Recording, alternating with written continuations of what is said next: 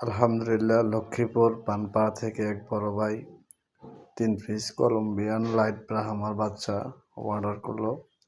ভাইকে আগে video call এবং ভিডিওতে বাচ্চাগুলো দেখাইছি, ওনার ভালো লাগছে যার কারণে অর্ডার করলো।